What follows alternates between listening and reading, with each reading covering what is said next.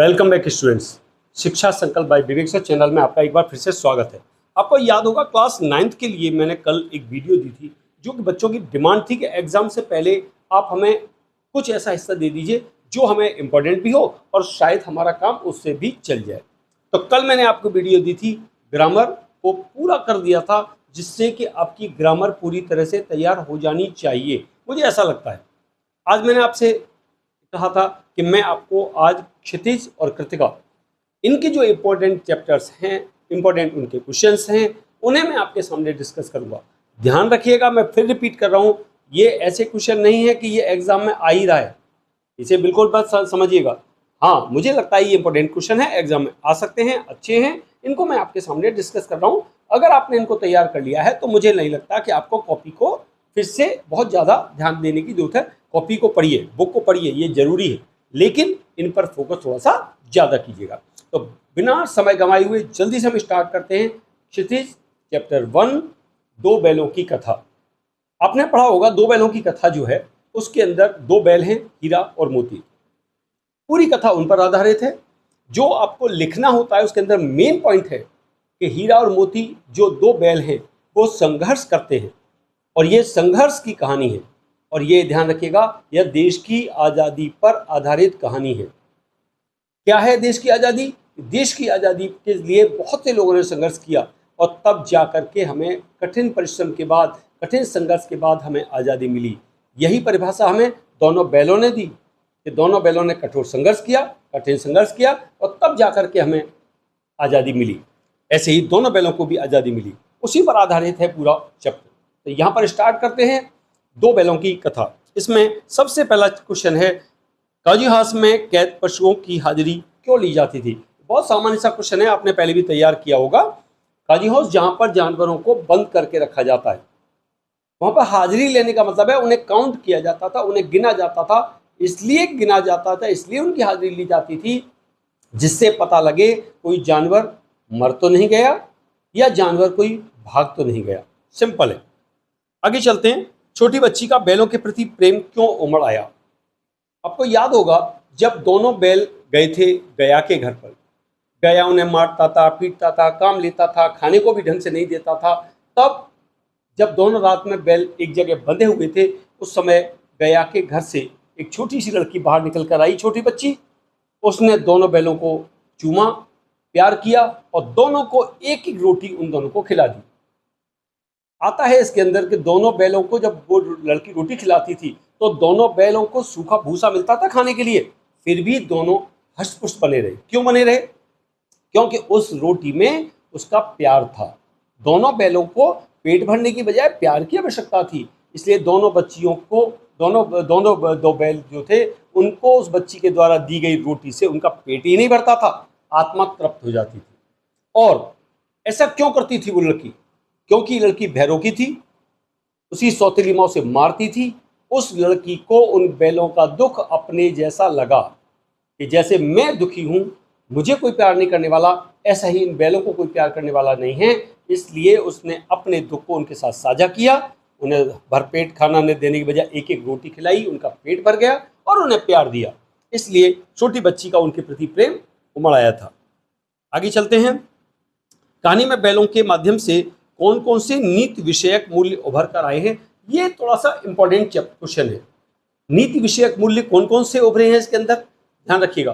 देखिए, सहन शक्ति, दोनों बैलों को देखिए तो दोनों में सबसे पहला पॉइंट अगर लिखेंगे तो हम लिखेंगे मित्रता। हीरा और मोती दोनों की मित्रता के इसमें बहुत से प्रमाण हैं।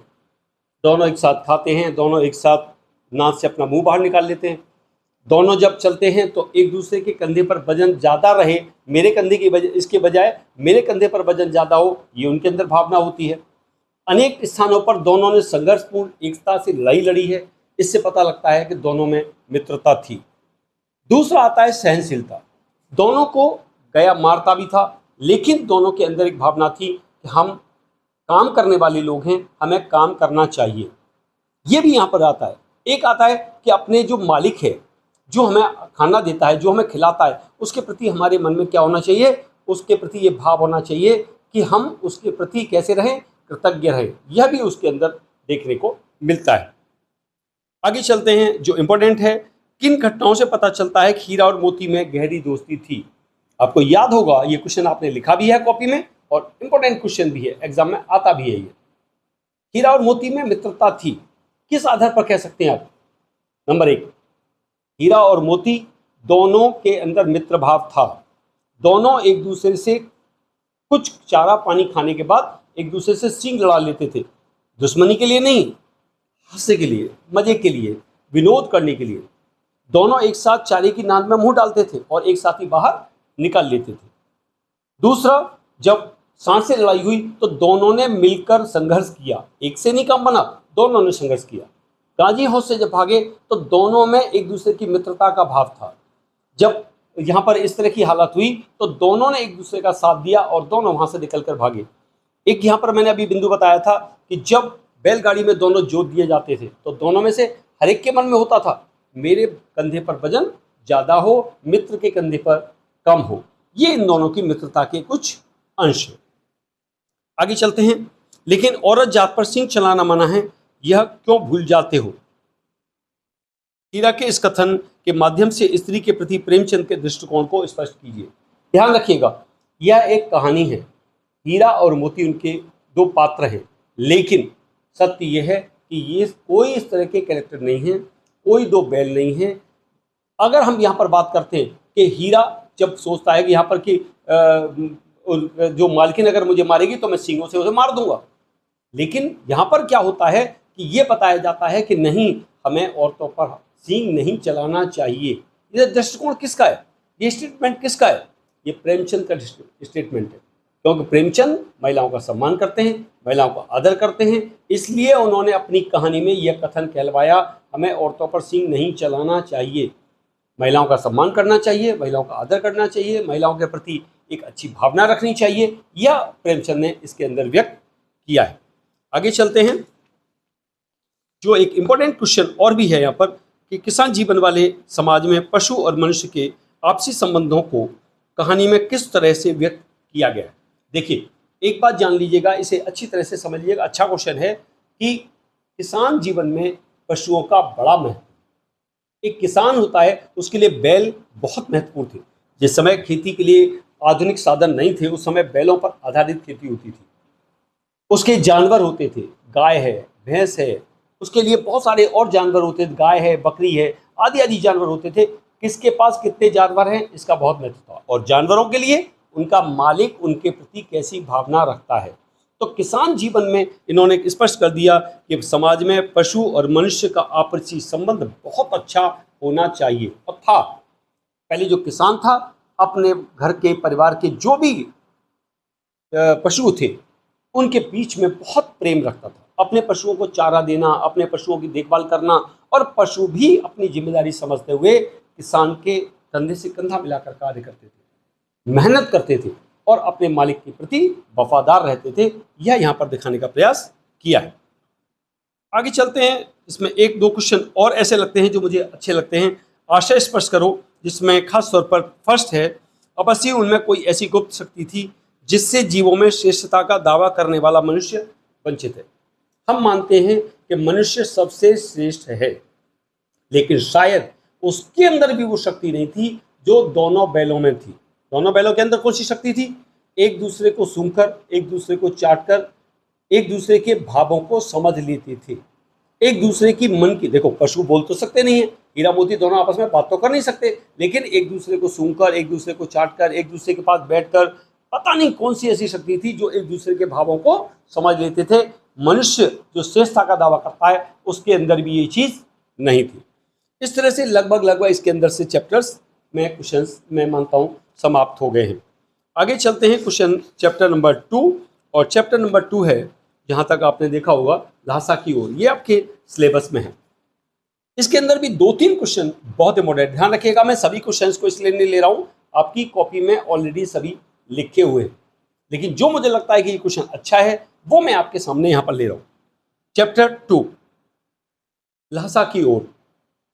थोंगला के पहले के आखिरी गांव पहुंचने पर भिखमंगे के वेश में होने पर भी बावजूद लेखक को ठहरने के लिए उचित स्थान मिला, जबकि दूसरी यात्रा के समय भद्र वेश में भी उन्हें उचित स्थान नहीं मिल सका था। आपको याद होगा, जब लेखक तिब्बत की यात्रा पर गया था उस समय भिखारी के वेश में था। भिखारी के वेश में होने पर भी उसे रहने के लिए अच्छी जगह मिल गई थी।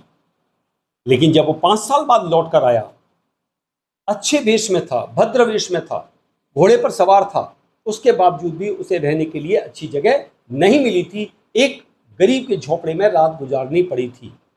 ऐसा क्यों? ध्यान रखिएगा, इसके अंदर 2 शब्द आए हैं, उसे आप चाहें तो नोट भी कर लीजिएगा कि जब लौट कर आए तब लोगों की उस समय पर 5 साल के बाद में लोगों की एक वर्ड यूज हुआ है, मनोवृत्ति।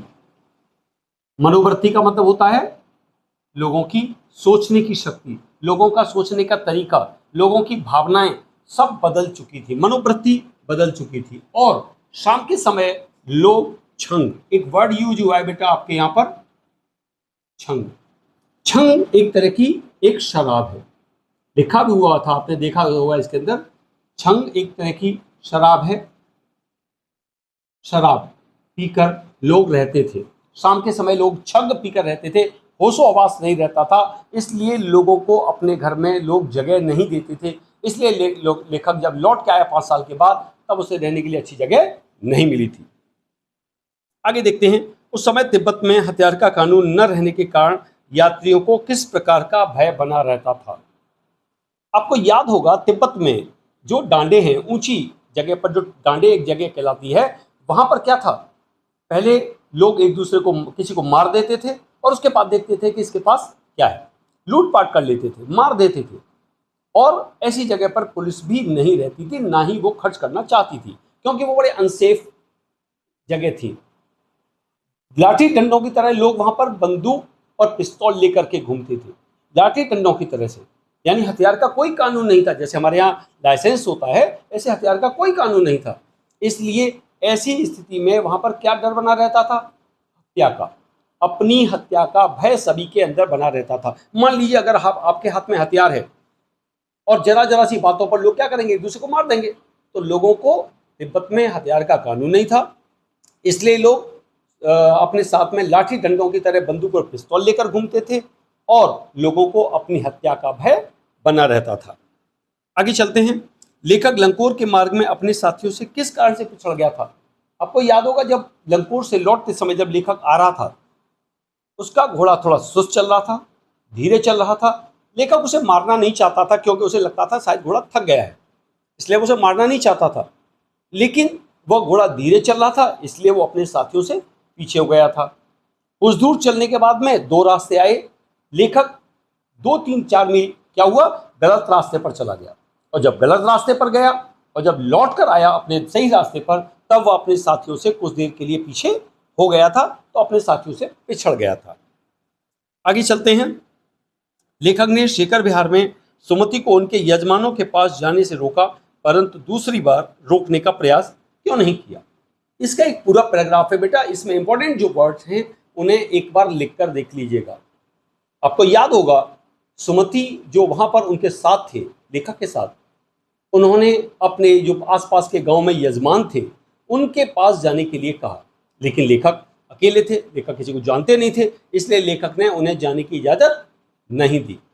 लेकिन जब लेखक को 103 बुद्ध वचन की पोथियां, किताबें मिल गईं और उन्हें पढ़ने में लेखक का मन लग गया, अब वो नहीं चाहता था कि कोई उसे डिस्टर्ब करे, इसलिए लेखक ने सुमति को जाने की इजाज़त दे दी। और उसे उम्मीद थी कि अब 2-4 दिन के लिए चले गए, 2-4 दिन के बाद लौट कर आएंगे। पहले वो इजाज़त नहीं दे रहा था, लेकिन जैसे ही बुद्ध वचन की 103 पोथियां, किताबें उन्हें मिल गई थी, जो हस्तलिखित थी, हाथों की लिखी हुई हैं, लेखक ने उन्हें जाने की इजाज़त दे दी, क्योंकि वह किसी प्रकार का विघ्न नहीं चाहता था। उसका मन अब उन पुस्तकों में रम गया था। आगे चलते हैं, अपनी यात्रा के दौरान लेखक ने को किन कठिनाइयों का सामना करना पड़ा। आपको याद होगा, स्टार्ट जब किया है तो तिब्बत में भारतीयों का प्रवेश वर्जित था। लेखक ने क्या किया, भिखारी का वेश बनाया, भिखारी का वेश बनाकर उसने वहां की यात्रा की। तो सबसे पहले तो यही कठिनाई थी। दूसरा, कई जगह पर ऐसा था जहां पर भार ढोने वाले, एक वर्ड यह आया था, आपको याद होगा, कई बार पूछा भी जाता है शब्द कहीं पर, भरिया। भरिया का मतलब होता है भार को ढोने वाला, वजन ढोने वाला। भरिया जो था उसे नहीं मिला था, तो अपने कंधे पर उन्हें सामान लादना पड़ा। दूसरी, वहाँ जब कभी कोई भिखारी के वेश में वो थे तो कोई भी उन्हें घर में अंदर जाने की किसी को इजाज़त नहीं थी, भिखारियों को अंदर घर में प्रवेश की इजाज़त नहीं थी, जा नहीं सकते थे, वो भी कठिनाई झेलनी पड़ी। वहाँ पर जो लोग थे लाठी डंडों की तरह से बंदूक और पिस्तौल लेकर घूमते थे, हत्या का भी भय बना रहता था। तो इस प्रकार से अनेक अनेक प्रकार की कठिनाइयाँ लेखक को झेलनी पड़ी थी। और मुझे लगता है ये लास्ट क्वेश्चन है और ये सबसे इंपॉर्टेंट क्वेश्चन है इस चैप्टर का। प्रस्तुत यात्रा वृत्तांत के आधार पर बताइए कि उस समय का तिब्बती समाज कैसा था। याद हो आपको, तिब्बती समाज में छुआछूत नहीं थी, पर्दा प्रथा नहीं थी, आप किसी भी घर में जा सकते थे, आप किसी भी महिला से अपने लिए चाय बनाने के लिए कह सकते थे, सामान दे दीजिए और चाय बनवा लीजिए। लेकिन अगर आपको डर है कि आपकी चाय बनाते समय उसमें पूरा सामान नहीं डाला जाएगा, आप किसी भी रसोई में जाकर अपने लिए स्वयं की चाय बना सकते थे। तो वहां का तिब्बती समाज कैसा था उस समय? छुआछूत नहीं थी आपस में, पर्दा प्रथा नहीं थी, और भिखारी जो निम्न स्तर के भिखारी थे, चोरी के डर से उन्हें लोग घर में नहीं घुसने देते थे, और आप किसी भी घर में अपने लिए घुस करके स्वयं चाय बनाकर ला सकते थे। ऐसा वहां का समाज था। इस तरह से चलें तो ये आपका सेकंड चैप्टर ल्हासा की ओर भी समाप्त हो जाता है। तीसरा चैप्टर आ जाता है उपभोक्तावादी संस्कृति, और ये इस चैप्टर, अगर मैं कहूँ इस क्षितिज में से एक अच्छा और इम्पोर्टेंट चैप्टर है। इसका पहला क्वेश्चन है, लेखक के अनुसार जीवन में सुख से क्या अभिप्राय है। देखिए, लेखक के अनुसार सुख की परिभाषा अलग अलग है। क्या परिभाषा है? कोई वस्तुओं को पाकर सुख है, कोई अपने आप से संतुष्टि लेकर सुख है, किसी को गाड़ी बड़ी चाहिए इसी में सुख है, किसी को बड़ा मकान चाहिए इसमें सुख है, कोई अच्छे कपड़े चाहता है इसका सुख है, कोई अच्छे जूते चाहता है इसका सुख है, कोई व्यक्ति बड़े बड़ी मोबाइल या बड़ी बड़ी चीज़ें इस तरह से रखना चाहता है इसमें सुख है। हर व्यक्ति के सुख की परिभाषा अलग है। आज की उपभोक्तावादी संस्कृति में किसी की सुख की परिभाषा एक नहीं है, क्योंकि हर व्यक्ति का सुख अलग अलग है। तो यहाँ पर भी आप इसी तरह लिख सकते हैं, हर व्यक्ति के सुख की परिभाषा अलग है। कोई बड़ा मोबाइल, कोई बड़ी गाड़ी, कोई बड़ा घर, कोई बड़ी कार, हर व्यक्ति की अलग अलग इच्छा है, उसको पाकर ही वो अपने जीवन को सुखी मानता है। आगे चलते, आज की उपभोक्तावादी संस्कृति हमारे दैनिक जीवन को किस प्रकार प्रभावित कर रही है। देखिए, आपने सबने पढ़ा होगा कि हमारी दैनिक जीवन क्या है, जो डेली रूटीन है, उपभोक्तावादी संस्कृति से कैसे प्रभावित कर रही है।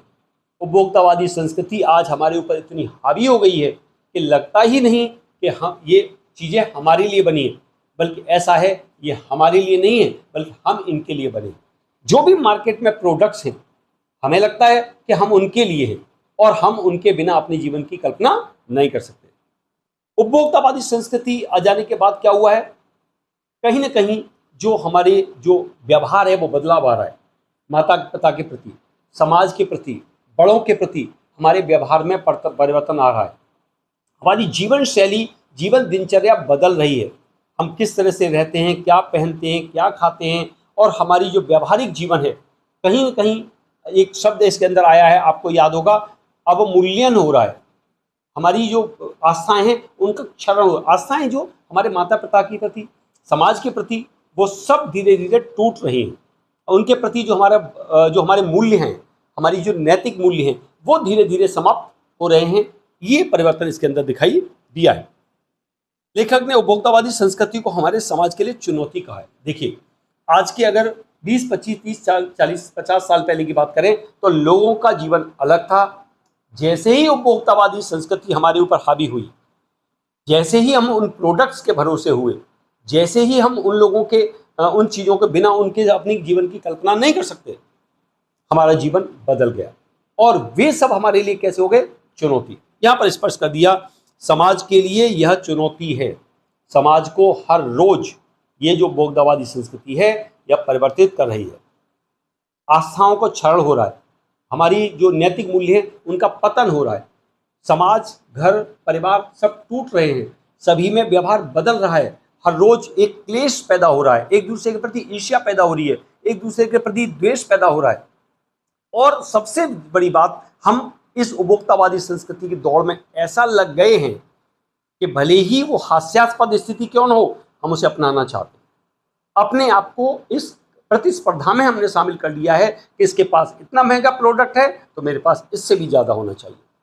दैनिक जीवन हमारा प्रभावित हो रहा है और यह हमारे लिए हर रोज जो एक प्रतिस्पर्धा है, एक कंपटीशन है, वो हमारे लिए चुनौती है। आखिर ये जो प्रतिस्पर्धा है कहाँ जाकर रुकेगी, ये दौड़ कहाँ जाकर रुकेगी, हम किस तरह से इस चुनौती से मुकाबला कर पाएंगे। आगे चलते हैं। आशा स्पर्श कीजिए, दो हैं और दोनों ही अच्छे हैं। जाने अनजाने आज के माहौल में आपका चरित्र भी बदल रहा है और आज उत्पाद को समर्पित होते जा रहे हैं। हम चाहे कितना भी कोशिश करें, लेकिन उपभोक्तावादी संस्कृति हमारे ऊपर हावी है, हमें प्रभावित कर रही है और हम इन प्रोडक्ट्स के भरोसे हैं। इसके बिना हम अपने जीवन की कल्पना नहीं कर सकते। लेकिन अगर आप याद कीजिए आज से 20, 25, 30 साल पहले की बात और आज की, तो पहले के लोगों का जीवन अलग था, आज के लोगों का जीवन अलग है। पहले लोगों में नैतिक मूल्य थे, आज शायद इतने नहीं है। पहले लोगों के अंदर एक दूसरे के प्रति व्यवहार में सरल सहनशीलता थी, सरलता थी, दिखावा नहीं था। आज वो सब कुछ परिवर्तन हो गया है। तो यहाँ पर इन्होंने कहा हमारा चरित्र बदल रहा है। पहले बच्चे माता पिता का सम्मान करते थे, पहले बच्चे माता पिता के पैर छूते थे, पहले माता पिता अपने बड़ों का आदर करते थे, अपने दादा दादी के पैर छूते थे, उनके पैर दबाते थे।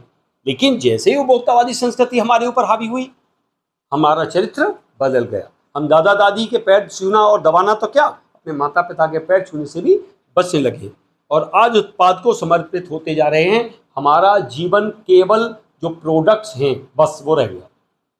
हम मानते हैं केवल इन्हीं के साथ हमारा जीवन है, इनके अलावा हमारा कोई जीवन नहीं है। उत्पादों को हम समर्पित होते जा रहे हैं। प्रतिष्ठा के अनुरूप होते हैं, चाहे वे हास्यास्पद ही क्यों न हो। देखिए, ये आशा स्पर्श करने के लिए कई बार आता है और अच्छा है।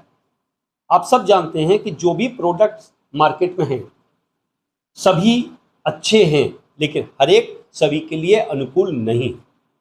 हर प्रोडक्ट हर एक के लिए नहीं है। लेकिन अगर मैं भी ये सोचूं कि मैं इस प्रोडक्ट का इस्तेमाल कर लूं और मैं सबसे सुंदर बन जाऊं, संभव नहीं है।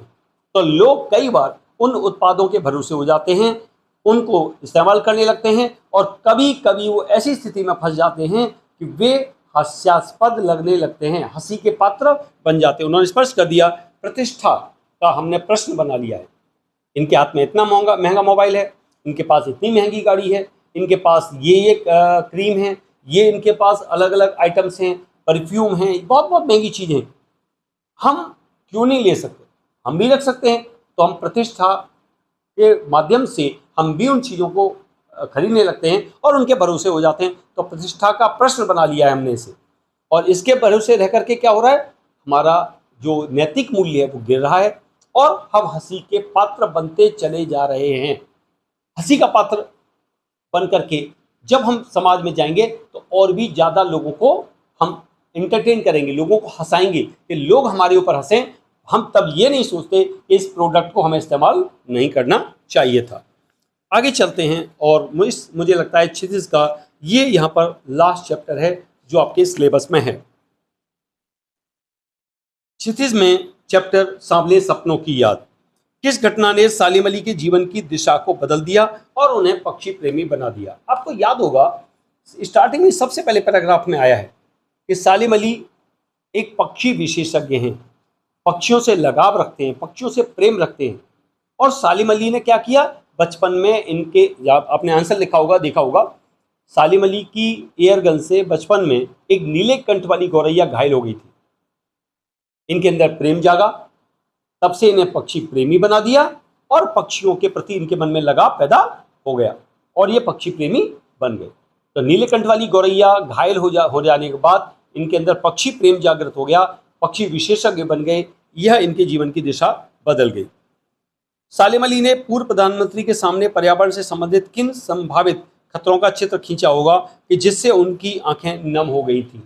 यह क्वेश्चन कई बार आता है, बड़ा इंपॉर्टेंट क्वेश्चन है और निश्चित तौर पर मैं उम्मीद करता हूं कि आने वाली किसी भी परीक्षा में आपको ये मिल सकता है। देखिए, आपको याद होगा सालिम अली जो पक्षी विशेषज्ञ हैं वो साथ साथ पर्यावरण पर भी ध्यान देते हैं, पर्यावरण के भी विषय में चिंता रखते हैं। और तब वो पर्यावरण की चिंता करते हुए उन्होंने क्या हुआ, साइलेंट वैली को रेगिस्तानी हवाओं से बचाने का आग्रह लेकर वह पूर्व उस समय के प्रधानमंत्री चौधरी चरण सिंह से मिले थे। ये लाइन पूरा पैराग्राफ है आपकी कॉपी में। साइलेंट वैली को रेगिस्तानी हवाओं से बचाने का आग्रह लेकर वह प्रधानमंत्री चौधरी चरण सिंह से मिले थे। और चौधरी चरण सिंह कैसे थे? जमीन से जुड़े हुए व्यक्ति थे, किसान थे, इसलिए वो जमीन पर पानी की पहली बूंद का असर जानते थे कि किस तरह का जमीन पर असर होता है, साइलेंट वैली की क्या हालत होगी, ये वो समझते थे। तो उनका आग्रह लेकर जब वो मिले और जिस तरह से उन्होंने सालिम अली ने वर्णन किया, चौधरी साहब की आंखें नम हो गई थी। नेक्स्ट क्वेश्चन है, लॉरेंस की पत्नी फ्रीडा ने ऐसा क्यों कहा होगा कि मेरी छत पर बैठने वाली गौरैया लॉरेंस के बारे में ढेर सारी बातें जानती है। देखिए एक चीज आप यहाँ पर एक चीज और देखेंगे, दो लोग थे पक्षी विशेषज्ञ, अगर हम करें तो दो लोगों का नाम सबसे ज्यादा आता है। एक आपने देखा होगा नाम आया था सालिम अली और दूसरा नाम था लॉरेंस। ये दोनों ही पक्षी विशेषज्ञ हैं और दोनों ही एक दूसरे के, आप मानकर चले यहां पर दोनों ही ऐसे थे, सालिम अली और लॉरेंस दोनों ही पक्षी विशेषज्ञ, दोनों ही एक दूसरे का प्रतिरूप है, दोनों ही एक दूसरे की कॉपी है। यहां पर यह आया कि लॉरेंस जब उनकी मृत्यु हुई तो उनकी पत्नी फ्रीडा से कहा गया कि आप उनके बारे में कुछ बताइए। तो फ्रीडा ने क्या जवाब दिया? लॉरेंस के बारे में मुझसे ज्यादा हमारे छत पर बैठने वाली गौरैया ज्यादा जानती है, उनके बारे में वह ज्यादा बता सकती है। क्यों? क्योंकि लॉरेंस का ज्यादा से ज्यादा समय पक्षियों के बीच में बीतता है। जो पत्नी फ्रीडा है उसने कहा लॉरेंस का ज्यादा से ज्यादा समय पक्षियों के साथ बीतता है और जो छत पर बैठने वाली गौरैया है मुझसे ज्यादा उनके विषय में वो बता सकती है। ऐसा कहकर फ्रीडा ने उनके बारे में कुछ भी कहने से इनकार कर दिया। नेक्स्ट जो आशय स्पर्श करेंगे दो हैं, लॉरेंस की तरह नैसर्गिक जिंदगी का प्रतिरूप बन गए थे कौन? सालिम अली। लॉरेंस की तरह सालिम अली भी जो नैसर्गिक जिंदगी, जो नेचुरल लाइफ है, उसका पर्याय बन गए थे। अगर लॉरेंस पक्षियों से विशेष प्रेम रखते थे तो सालिम अली भी रखते थे। पक्षी विशेषज्ञ थे लॉरेंस तो सालिम अली भी पक्षी विशेषज्ञ थे।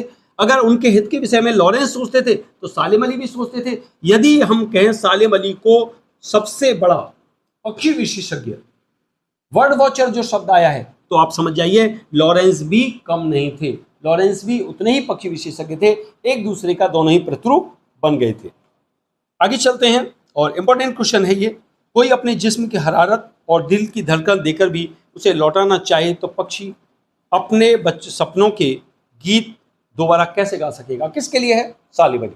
जब उनकी मृत्यु हुई तब एक बात की गई कि पक्षी विशेषज्ञ हैं, आज इस दुनिया से वो विदा हो रहा है, आज कोई उन्हें दिल की अपनी धड़कन देना चाहे, कोई अपनी सांसें उन्हें देना चाहे, तो भी ये सालिम अली नाम का जो पक्षी है दोबारा वापस नहीं आ सकता, इसके जिस्म में हरकत नहीं आ सकती।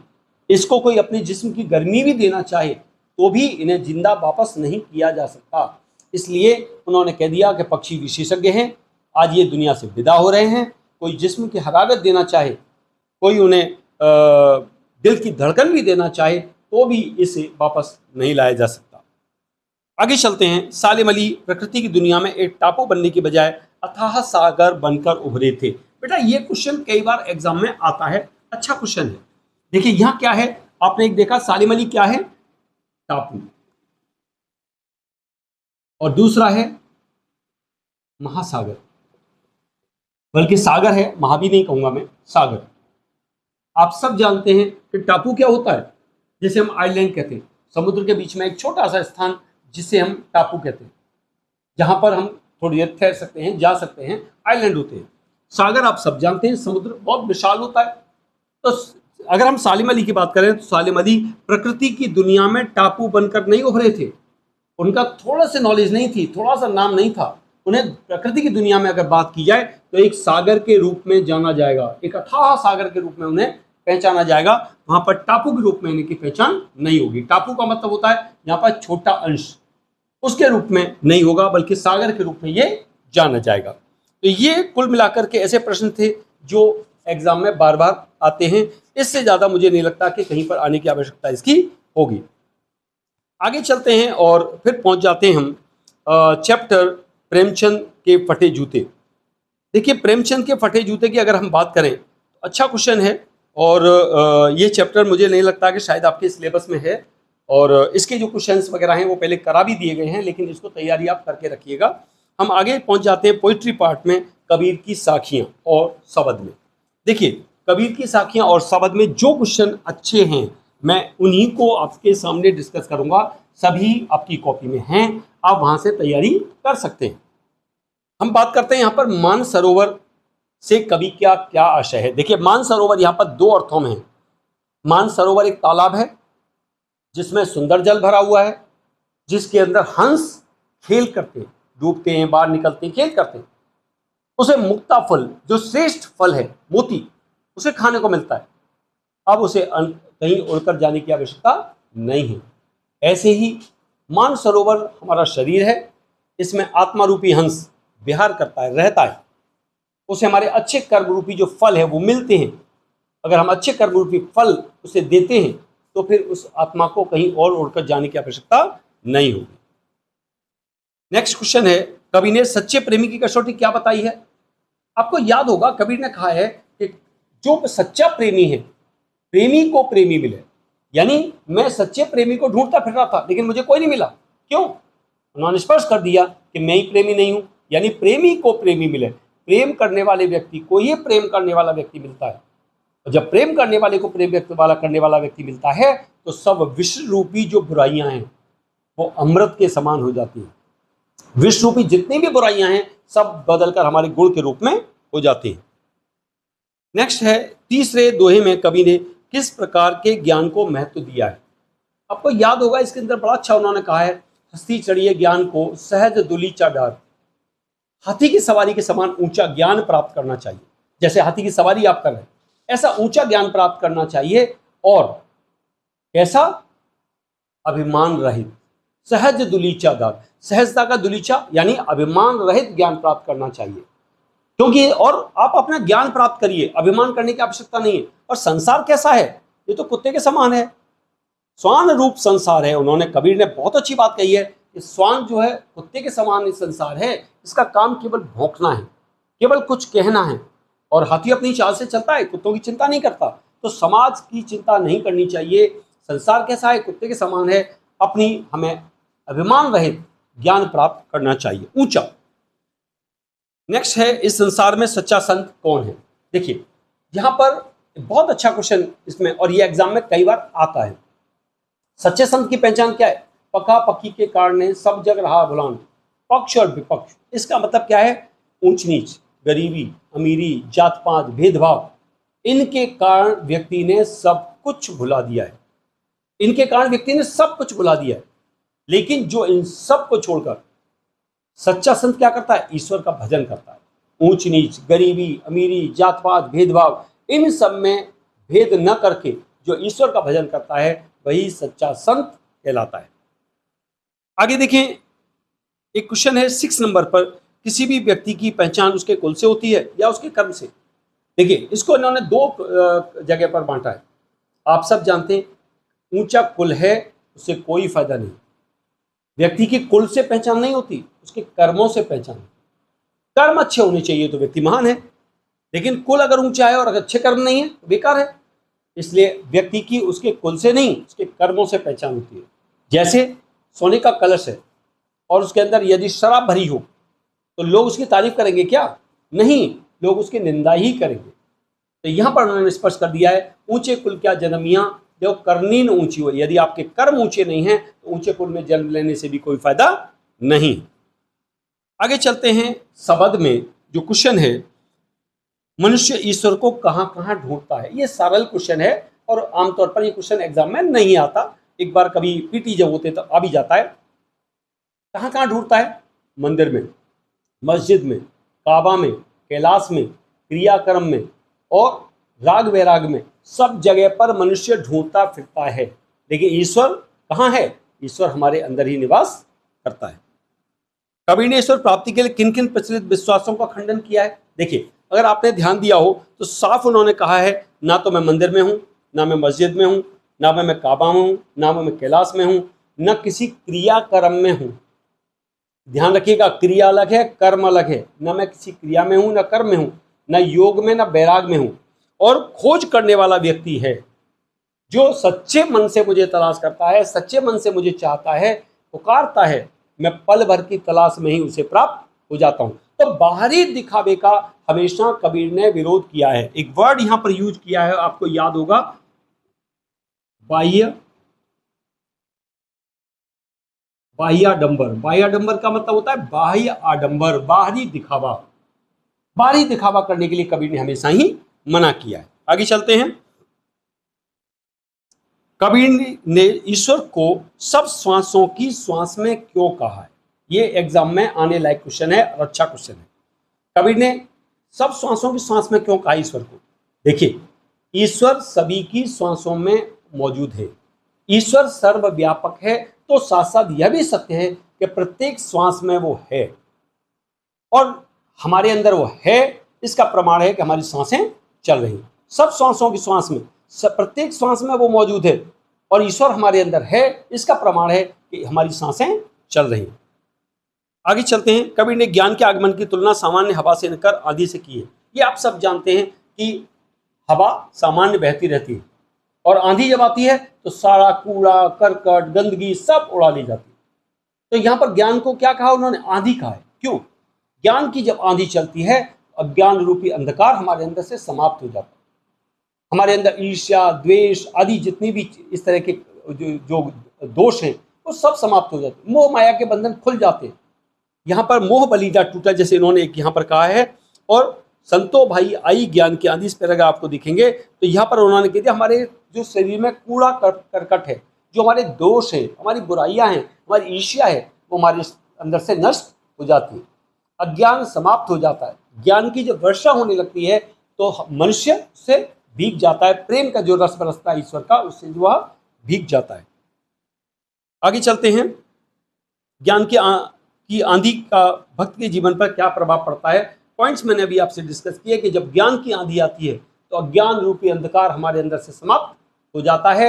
मोह माया के बंधन खुल जाते हैं, बलिदा टूट जाता है, भ्रम जो हमारे अंदर है उसका बलिदा टूट जाता है, और जो हमारे शरीर के अंदर कूड़ा करकट, जो द्वेष है, ईर्ष्या है, घृणा है, वो सब नष्ट हो जाते हैं। और आगे चलते हैं। इसी में आगे जो ललद्यद है कवित्री, उनकी रचना में 2-3 क्वेश्चन हैं जो अच्छे हैं और ये आने लायक हैं, अच्छे क्वेश्चन हैं। रस्सी यहाँ किसके लिए प्रयुक्त हुआ है, वह कैसी? देखिए, यहाँ पर वो स्पष्ट कर देता है, रस्सी कच्ची सांसों की है, कच्ची सांसों की रस्सी है। और लेखिका कहती है शरीर कैसा है मेरा? नाव के रूप में, इसे मैं खींच रही हूँ। यहाँ पर वो कह देता है कि रस्सी कच्ची सांसों की है, इससे मैं पूरे शरीर की रूपी जो नाव है उसे खींच रही हूँ। पता नहीं ये रस्सी कब टूट जाएगी। तो रस्सी किसके रूप में है? यहाँ पर कच्ची सांसों के रूप में। कवित्री द्वारा मुक्ति के लिए किए जाने वाले व्यर्थ प्रयास क्यों हो रहे हैं? ये अच्छा ऐसा नहीं है, आने लायक है, इसे कॉपी से आप तैयार कर सकते हैं। अच्छा क्वेश्चन है, कवित्री का घर जाने की चाह से क्या तात्पर्य है? आपको याद है कवित्री ने कहा था घर जाने की चाह है मेरे। यहाँ घर से मतलब सामान्य घर की बात नहीं करती हूँ। घर का मतलब है यहाँ पर हमारा घर क्या है? ईश्वर का घर, जहां से हम आए हैं। तो कवित्री कहती है घर जाने की चाह है मेरे, मैं घर जाना चाहती हूँ। और घर जाने के लिए चाह मन में इच्छा है, और कहाँ पर? ईश्वर के पास। तो मैं अपने सभी कामों को करना चाहती हूँ, करके ईश्वर के घर जाने की इच्छा रखती हूँ। आगे पहुंचते हैं। एक लास्ट क्वेश्चन जो अच्छा है मुझे लगता है, ज्ञानी से कवित्री का क्या अभिप्राय है? ज्ञानी कौन है? ये वो ज्ञानी नहीं है जो वेदों को पढ़ता है, शास्त्रों को पढ़ता है, पुस्तकें पढ़ता है, वो ज्ञानी है नहीं। उन्होंने कहा ईश्वर तो थल थल में बसता है, प्रत्येक प्राणी में बसता है। ईश्वर तो सर्वव्यापक है। लेकिन यदि हमने स्वयं को जान लिया, ज्ञानी है तो स्वयं को जान। अगर हम ज्ञानी हैं तो पहले हमें अपनी पहचान होनी चाहिए। अगर यहाँ पर अगर हम ज्ञानी हैं तो हम स्वयं को पहचान लेंगे। अगर हमने स्वयं को पहचान लिया तो हमारी ईश्वर से भी पहचान हो जाएगी, क्योंकि ईश्वर भी तो हमारे अंदर निवास करता है। अगर ईश्वर हमारे अंदर निवास करता है तो भी हम यहाँ पर स्वयं को पहचान सकते हैं। यह ज्ञानी की पहचान है। और इसी का पोइट्री का लास्ट चैप्टर जो सवैये है, जो रसखान जी द्वारा लिखा हुआ है, बहुत अच्छा है। इसके अंदर 2-3 क्वेश्चन इंपॉर्टेंट हैं जो एग्जाम में खूब आते हैं। देखिए, यहाँ पर सवैये में अगर आता है कि ब्रजभूमि के प्रति कवि का प्रेम किन किन रूपों में अभिव्यक्त हुआ है। देखिए, कवि क्या चाहता है? कि मुझे ब्रज में जन्म मिले, मैं ब्रज में रहूं, अगला जन्म भी मैं ब्रज में ही लेना चाहता हूँ, किन किन रूपों में रहना चाहता हूँ, और साथ ही साथ वो कहता है ब्रज में मुझे क्या क्या मिल जाए जिसके लिए मैं क्या न्योछावर कर सकता हूँ। आपको याद होगा, जैसे अगर मैं बात करूँ यहाँ पर कि कवि जो है वो ब्रजभूमि के प्रति अपने प्रेम को कहाँ व्यक्त करता है, वो सबसे पहले क्या कहता है कि ब्रज में अगर मुझे अगला जन्म मुझे मिले, तो वो कहता है मनुष्य का जन्म मुझे यदि मिल जाए, जो कि मेरे हाथ में नहीं है, यदि मनुष्य का जन्म मुझे मिले तो मैं ब्रज का ग्वाला बनकर जन्म लूं। यदि मुझे पशु का जन्म मिले तो नंद बाबा की गायों के साथ में चरने के लिए जाऊं, नंद बाबा की गायों के साथ चरने के लिए जाऊं, पशु का यदि जन्म मिलता है तो। यदि पत्थर का मुझे जन्म मिले तो मैं गोवर्धन पर्वत का पत्थर बनूं जिसे श्री कृष्ण ने उठाया था। और यदि पक्षी का जन्म मिले तो यमुना नदी के किनारे जो कदम्ब के वृक्ष हैं मैं उन पर निवास करूं, ऐसा कवि इच्छा प्रकट करता है। तो ये जो इसकी इच्छा है ये क्या है, ये कहीं ना कहीं अगर आप देखते हैं तो जो ब्रज है उसके प्रति कवि ने अपने प्रेम को व्यक्त किया है। आगे चलते हैं, कवि का ब्रज के वन बाग और तालाब को निहारने के पीछे क्या कारण है। सिंपल आंसर है कि ब्रज के वन, जो आप जानते हैं ब्रज में बहुत सारे वन हैं, बाग हैं और तालाब हैं, इनके किनारे वो रहना चाहता है, इनके पास रहना चाहता है, जिससे कि श्री कृष्ण की निकटता का एहसास करे, श्री कृष्ण के निकट होने का उसे एहसास हो, इसलिए वो वहां पर रहना चाहता है। एक लकुटी और कांवरिया पर कवि सब कुछ न्योछावर करने को क्यों तैयार है। देखिए सबसे पहले तो आप जान लीजिएगा न्योछावर क्या होता है। न्योछावर करना है, जिस चीज के लिए हम न्योछावर कर रहे हैं वो बहुमूल्य है, उसके लिए हम कुछ भी न्योछावर कर सकते हैं। यहां पर इन्होंने स्पष्ट कर दिया कि एक लकुटी यानी श्री कृष्ण की लाठी और कंबल, इनके लिए कवि कहता है सब कुछ न्योछावर करने को तैयार हैं। आप देखिएगा पैराग्राफ नंबर 2, यदि मुझे श्री कृष्ण की लाठी मुझे मिल जाए तो मैं तीनों लोगों का राज्य भी छोड़ दूंगा। यहां पर रसखान कहते हैं तीनों लोगों का राज्य भी न्योछावर कर दूंगा। अगर मुझे नंद की बाबा की गाय चराने के लिए मिल जाए, अगर नंद बाबा की गायों को चराने का मौका मिले, तो 8 सिद्धियां और 9 निधि, 9 खजाने जो हैं उन्हें भी मैं न्योछावर कर सकता हूं। ब्रज के वन बाग और तालाबों को पता नहीं कभी देखने का मौका मुझे मिलेगा या नहीं मिलेगा। यदि मिले मुझे तो उन्होंने कहा करोड़ों सोने के महलों को भी मैं न्योछावर कर सकता हूं। किसके लिए? ब्रज के जो कुंज हैं, कुंजन ऊपर बारो, करील जो एक पेड़ होता है, एक तरह से करील के जो पेड़ों का एक पूरा झुंड है, अगर वो मुझे मिल जाए तो मैं करोड़ों सोने के महलों को भी न्योछावर कर सकता हूं। यानी अगर ब्रज में जहां पर वो हैं वहां की चीजें यदि मिल जाएं, श्री कृष्ण की लाठी मिल जाए, गायों को चराने के लिए मिल जाए, कदम के वृक्ष मिल जाएं, करील के कुंज जो पूरे वन हैं वो यदि मिल जाएं, तो वो सब कुछ न्योछावर करने को तैयार है। आगे चलते हैं, ये मैंने स्पष्ट कर दिया है आपसे। सखी ने गोपी से कृष्ण का कैसा रूप धारण करने का आग्रह किया था। ये बड़ा इंपॉर्टेंट क्वेश्चन है, कहीं ना कहीं एग्जाम में ये आता है। इंपॉर्टेंट क्वेश्चन क्या है? जब श्री कृष्ण गोपियों को समय देकर मथुरा चले गए और लौटकर नहीं आए तो गोपियां दुखी रहने लगी। गोपियां श्री कृष्ण से प्रेम करती हैं और श्री कृष्ण के आने की प्रतीक्षा करती हैं। दोनों कुछ सखियां हैं आपस में इकट्ठा होती हैं और एक सखी दूसरी सखी से आग्रह करती है तुम कृष्ण का रूप बना लो, यदि तुम श्री कृष्ण का रूप बना लोगी तो हमें श्री कृष्ण के दर्शन हो गए, ऐसा हमें एहसास होगा। सखी कहती है ठीक है, मैं क्या करूंगी, श्री कृष्ण के समान ही क्या करना है मुझे। उसने स्पष्ट कर दिया कि सिर पर मैं मोरपंख धारण कर लूंगी, गुंज की माला गले में पहन लूंगी, पीले वस्त्र पहनकर, पीले ओढ़नी ओढ़ करके, हाथों में लाठी लेकर के मैं गाय चराने के लिए जाऊंगी।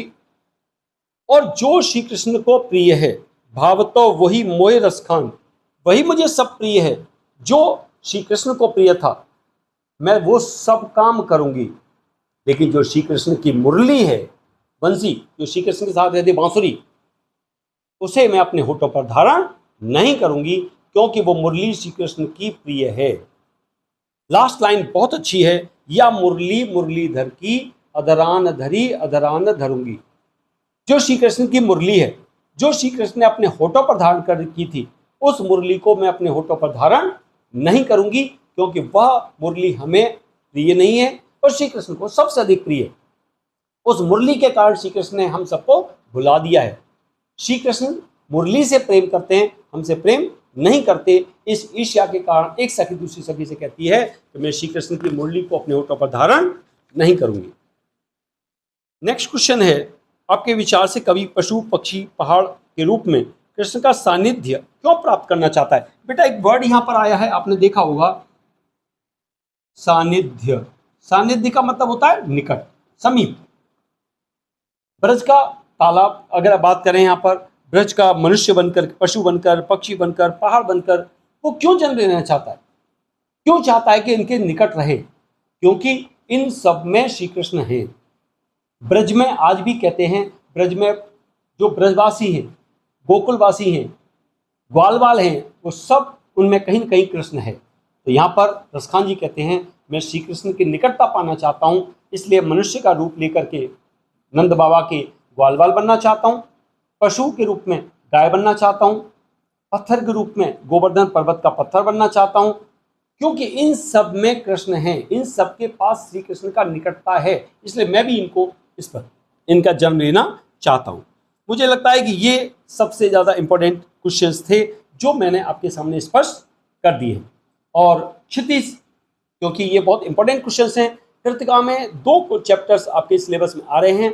एक है आपका बाढ़ से संबंधित है, जिसमें मैं आपको बता देता हूँ इस जल प्रलय में। देखिए ये जल प्रलय जो है, आप सब जानते हैं, चैप्टर आपने खूब पढ़ लिया है। इस जल प्रलय में जब जल प्रलय आती है तब क्या होता है? चारों तरफ आपने देखा था बाढ़ का माहौल था, स्थिति बाढ़ से भरी हुई है और लोग त्रस्त थे। तो 2-3 क्वेश्चन इसके अंदर इंपॉर्टेंट है। मुझे लगता है कि मैं बजाय एक्सप्लेन करने के, अगर मैं कहूँ कि इन्हें पढ़ कर जाइए, अच्छी तरह तैयारी करके जाइए अच्छे क्वेश्चन से। बाढ़ की खबर सुनकर लोग किस तरह की तैयारी करने लगे? आपने पढ़ा है कि बाढ़ की तैयारी करने के लिए बाढ़ आ रही है, लोगों ने क्या किया? दिया सलाई, केरोसिन का तेल, कंपोज की गोलियां और कुछ मैगजीन्स, पत्रिकाएं कुछ लेकर तैयार होकर के, कैंडल जैसे कहते हैं, मोमबत्ती, माचिस, आलू, ये सब कुछ लेकर के बैठ गए और बाढ़ की प्रतीक्षा करने लगे। बाढ़ की सही जानकारी और बाढ़ का रूप देखने के लिए लोग क्यों उत्सुक थे? लेखक कहता है मेरी जीवन में यह पहला हिस्सा था, पहली बार था जब मैं आमने सामने बाढ़ को देख रहा था और देखना चाहता था कि बाढ़ कैसे आती है, देखना चाहता था बाढ़ कहाँ तक आ गया है, पानी किस तरह का आता है, किस तरह का वो प्रभाव करता है। तो बाढ़ की जानकारी लेने के लिए लोग उत्सुक थे और बाढ़ को देखने के लिए भी लोग उत्सुक थे। एक क्वेश्चन इसके अंदर अच्छा है, मृत्यु का तरल दूत किसे कहा गया है? देखिए हम सब जानते हैं मृत्यु अनेक अनेक प्रकार से आती है। बस का एक्सीडेंट हुआ, मृत्यु आ गई, ट्रेन पलट गई, एक्सीडेंट हो गया, पानी में डूब गई, मृत्यु हो गई, अलग अलग तरह की। तो तरल दूत क्यों कहा? क्योंकि अब जो मौत आ रही है वो तरल लिक्विड रूप में है, पानी बहता हुआ आएगा, बाढ़ से लोग डूब जाएंगे, बाढ़ में लोगों की मृत्यु होगी, बाढ़ के कारण मृत्यु होगी, इसलिए जो मौत है वो तरलता के रूप में बढ़ रही है। तरल दूत, मौत का दूत कैसा बनकर आ रहा है? तरल, पानी के रूप में वो आगे बढ़कर आ रहा है, इसलिए उसे तरल दूत कहा गया है। देखिए यहाँ और जो क्वेश्चंस मुझे लग रहा है सबसे ज्यादा इंपॉर्टेंट एक क्वेश्चन और भी है, खरीद बिक्री बंद हो चुकने पर भी पान की बिक्री अचानक क्यों बढ़ गई थी? देखिए पान की दुकानों पर अचानक भीड़ क्यों हो गई थी? आपने देखा कि बाढ़ का पानी आ रहा है, बाढ़ धीरे धीरे पानी आगे की ओर बढ़ रहा है। जब ये पता लगा तो लोगों में दहशत फैल गई, लोगों में हड़कंप मच गया और लोग बाढ़ की जानकारी लेने के लिए इधर उधर दौड़ने लगे। दुकानें बंद हो गई, दुकानों का सामान नीचे से उठाकर ऊपर रख दिया गया, लेकिन पान की दुकानों पर भीड़ बढ़ गई, खरीद बिक्री बढ़ गई। क्यों? क्योंकि लोग पान की दुकानों पर खड़े हो रहे थे, वहां पर ट्रांजिस्टर पर बजने वाला जो न्यूज है, समाचार है, वो लोगों को मिल रहे थे, एक दूसरे से खबरें मिल रही थी, एक दूसरे से बाढ़ की जानकारी मिल रही थी और लोग खड़े होकर पान भी खा रहे थे, इसलिए पान की बिक्री भी बढ़ गई थी। बाढ़ पीड़ित क्षेत्र में कौन कौन सी बीमारियों के फैलने की आशंका होती है? पानी से फैलने वाली आप बीमारियां हैं, जिसमें पकाही घाव या मच्छर कीटाणु आदि जो पैदा होते हैं, उनसे महामारी आदि पैदा होने लगी थी, इस तरह की चीज़ें उसके अंदर बढ़ने लगी थी। और जो मुझे लगता है और कोई क्वेश्चन ऐसा नहीं है इसके अंदर जो बहुत इम्पोर्टेंट हो। एक बार फिर भी मैं कह रहा हूँ आपसे, तैयारी करके जाइएगा, पढ़ करके जाइएगा, जिससे कि कल आप ये ना कहें कि सर ने ये क्वेश्चन नहीं बताया। आगे चलते हैं, एक चैप्टर और है जो बहुत इंपॉर्टेंट है, मेरे संग की औरतें। लेखिका ने अपनी नानी को कभी देखा नहीं था, फिर भी उनके व्यक्तित्व से वह क्यों प्रभावित थी। आपको याद होगा, लेखिका की नानी तो पहले ही चली गई थी, गुजर गई थी, देखा नहीं था, फिर भी वो उनसे प्रभावित थी क्योंकि उनके बारे में उसने अपनी माँ से सुना था। लेखिका की नानी कैसी थी? एक साधारण महिला थी, लेकिन अपने विचारों से खुली हुई। उनके बड़े बुलंद विचार थे। आपने देखा होगा कि घर में रहकर भी पर्दानशी महिला थी, अपने पति से कभी बोली भी नहीं थी, लेकिन फिर भी यहाँ पर कैसी थी वो? एकदम खुले विचारों की थी। उन्होंने क्या किया यहाँ पर? आपने देखा यहाँ पर कि उन्होंने अपनी बेटी यानी लेखिका की माँ के लिए ऐसे वर को चुनने के लिए कहा जो देश का सिपाही हो।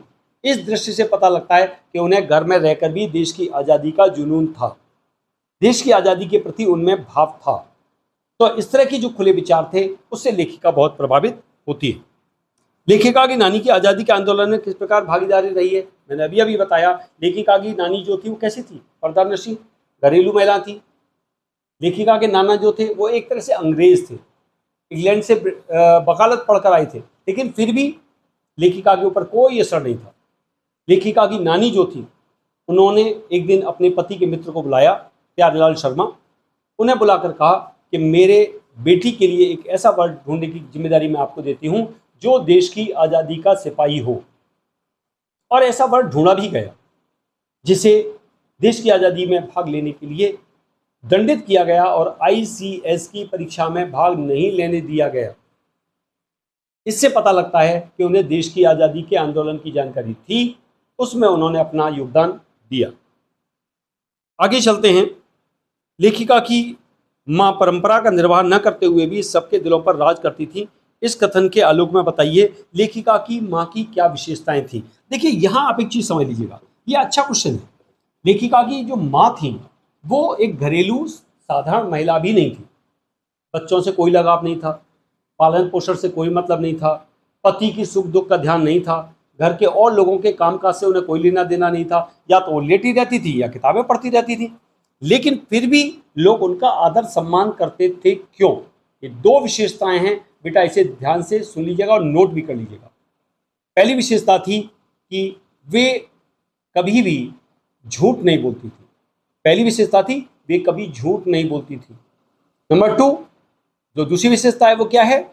कभी एक की बात दूसरे से नहीं कहती थी। इससे क्या हुआ? पहली जो थी, झूठ नहीं बोलती थी, इसके कारण उनके घर के लोग उनका सम्मान करते थे। और दूसरी बात थी, एक की बात दूसरे से नहीं कहते थे, इसके कारण जो घर के आसपास पड़ोसी थे उन लोगों का भी उनके प्रति सम्मान का भाव रहता था। लेखिका की नानी के घर के माहौल का सब चित्र कीजिए, ये आपको किताब से पढ़ने में मिल जाएगा। मैं आगे बात करता हूँ, आप अपनी कल्पना से लिखिए कि परदादी ने पतों के लिए पहले बच्चे के रूप में लड़की पैदा होने की मन्नत क्यों मांगी होगी। आपको याद होगा, लेखिका की परदादी ने अपनी पतों की पहली संतान बेटी होने की इच्छा जाहिर की, ईश्वर से प्रार्थना की, मांग की। क्यों? ऐसा नहीं था कि उनके घर में बेटी नहीं थी, ऐसा नहीं था कि वो कन्यादान करना चाहती थी, बल्कि सबसे महत्वपूर्ण क्या था? वो इस समाज में महिलाओं के सम्मान को स्थापित करना चाहती थी, महिलाओं में के प्रति सम्मान को देना चाहती थी। समाज महिलाओं के प्रति उपेक्षित है, उनके प्रति उनकेपन में कोई भाव नहीं है। महिलाओं को उनकी अहमियत दिलाना चाहती थी, महिलाओं को एक आत्मविश्वास पैदा करना चाहती थी कि समाज में उनका भी एक अस्तित्व है। इसलिए लेखिका कहती है उसे लड़की होने की कभी हीन भावना उसके अंदर नहीं आई। आगे चलते हैं, और ये क्वेश्चन अच्छा है, एग्जाम में ऐसा क्वेश्चन आता है, काफी आता है। डराने धमकाने, उपदेश देने या दबाव डालने की जगह सहजता से किसी को भी वश में किया जा सकता है। पाठ के आधार पर तर्क सहित उत्तर दीजिए। ये आप दे सकते हैं। आपको याद होगा जब घर में बताया गया कि लेखिका की दादी घर में थी और उस समय रात में एक चोर आ गया।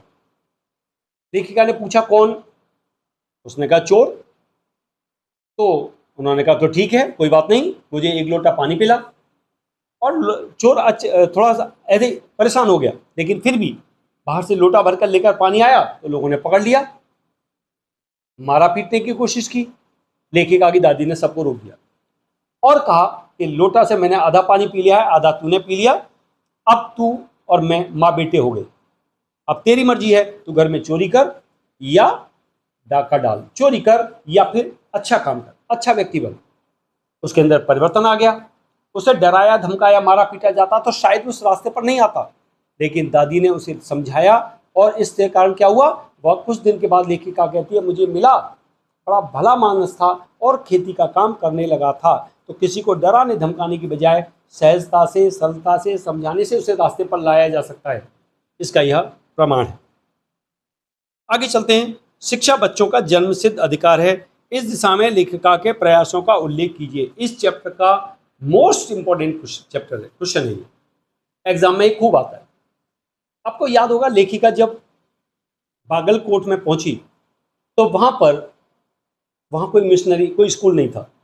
उसे अपने बच्चों की चिंता थी और जो वहां पर लोग सीमेंट कारखाना था उनके बच्चों की चिंता भी थी। तो लेखिका ने आग्रह किया, एक क्रिश्चियन बिशप थे, उनसे बात की कि आप एक स्कूल खोल दीजिए। उन्होंने कुछ अटपटी शर्तें रखी कि आप मुझे विश्वास दिलाइए कि ये स्कूल आज से 100 वर्ष तक चलता रहेगा। लेखिका समझ गई कि इन्हें स्कूल नहीं खोलना, लेकिन वो जानती है शिक्षा बच्चों का जन्मसिद्ध अधिकार है। तब लेखिका ने स्वयं स्कूल चलाने का निर्णय लिया और 3 भाषाओं को पढ़ाने वाला स्कूल खोला। बाद में उसे सरकार से मान्यता भी दिलवाई। लेखिका के बच्चे भी वहीं पर पढ़े और अन्य जो वहाँ के लोग थे, काम करने वाले लोग, उनके बच्चे भी वहीं पर पढ़े, क्योंकि उन्हें पता था लेखिका जानती है कि बच्चों का जन्मसिद्ध अधिकार है शिक्षा। इसलिए उसने शिक्षा के लिए प्रयास भी किए। मुझे लगता है कि इसके अंदर एक और क्वेश्चन जो आता है कई बार, पाठ के आधार पर लिखिए कि जीवन में कैसे इंसानों को अधिक श्रद्धा के भाव से देखा जा सकता है। आपको याद होगा 2 चीज़ों की मैं जिक्र कर लेता हूँ। एक, लेखिका की नानी, जिसने अपनी माँ के लिए, लेखिका की माँ के लिए एक ऐसे लड़के की शादी करने के लिए कहा जो देश की आज़ादी का सिपाही हो। भले ही वो पर्दानशी थी, घर में रहती थी, बाहर निकलती नहीं थी, समाज से उनका कोई लेना देना नहीं था, पति की जो वकालत थी उससे कोई मतलब नहीं था, वो साहब थे इससे कोई मतलब नहीं था, देश की आज़ादी का जुनून था, तो उन्होंने घर से रहकर भी इसे निभाया। दूसरा आता है परदादी। परदादी कैसी थी, वो भी लीक से हटकर चलने वाली महिला थी। उन्होंने भी चोर को सही रास्ते पर समझाया बुझाया और लाया। उन्होंने मारा पीटा नहीं। और सबसे ज़्यादा जो इम्पोर्टेंट थी वो ये थी कि हम सभी जानते हैं महिलाओं को समाज में दूसरे नंबर पर रखा जाता है, पुरुष प्रधान समाज है, और ये ऐसा नहीं है, सदियों से। लेकिन महिलाएं उपेक्षित न हों, महिलाओं को समाज में सम्मान मिले, महिलाओं की समाज में एक इज्जत रहे, महिलाओं को एक महत्वपूर्ण दृष्टि से, एक अच्छी दृष्टि से देखा जाए, उन्हें सम्मान की दृष्टि से देखा जाए। इसलिए उन्होंने अपनी पतों की पहली संतान बेटी होने की ईश्वर से कामना की। लेखिका ने कहा है इसके बारे में कि इसके कारण, हमारी जो नानी दादी थी उनके कारण मुझे कभी भी लड़की होने की हीन भावना नहीं हुई। हम समाज में लड़कियों को कहते हैं तुम लड़की हो ऐसा मत करो, तुम लड़की हो तुम ऐसा मत करो। दादी ने क्या किया, बेटी होने की पहली कामना करके महिलाओं के सम्मान को समाज में स्थापित किया। उन्होंने समाज में उन्हें सम्मानित किया और उन्हें कभी उनके अंदर हीन भावना नहीं होने दी। ऐसे जो लोग हैं, और खासतौर से अब हम बात कर लेते हैं लेखिका की। लेखिका ने अपने बच्चों के बारे में नहीं सोचा, बल्कि अन्य सब बच्चों को कि शिक्षा उनका जन्मसिद्ध अधिकार है, उन्हें यह मिलना ही चाहिए। इसके लिए उन्होंने प्रयास किया और अपने बच्चों के लिए साथ साथ अन्य बच्चों को भी शिक्षित करने वाला एक स्कूल खोला। 3 भाषाएं उसमें पढ़ाई जाने लगी और उससे बाद में मान्यता भी मिली। तो शिक्षा के क्षेत्र में उनके द्वारा किया गया यह प्रयास भी बहुत महत्वपूर्ण है। इसलिए ये सभी पात्र ऐसे हैं जिन्हें श्रद्धा की दृष्टि से देखा जाना चाहिए। इस तरह से आपके क्षितिज और कृतिका जो आपके चैप्टर्स हैं वो मैंने सभी लगभग ले लिए हैं। मोस्ट इंपॉर्टेंट क्वेश्चंस मैंने बताए हैं, उनको तैयारी करके जाइएगा। कॉपी में जो क्वेश्चंस लिखे हैं और जो टीचर्स ने तैयारी कराई है साथ साथ उसे भी देखिएगा। कल आपका एग्जाम है, उसकी बहुत अच्छी सी तैयारी करके जाइए। जुटे रहिए और लगे रहिए, देखते रहिए शिक्षा संकल्प बाय विवेक सर। इस चैनल को सब्सक्राइब कीजिए, लाइक जरूर कीजिएगा और आपके लिए मेरी ओर से बहुत बहुत शुभकामनाएं। जय हिंद।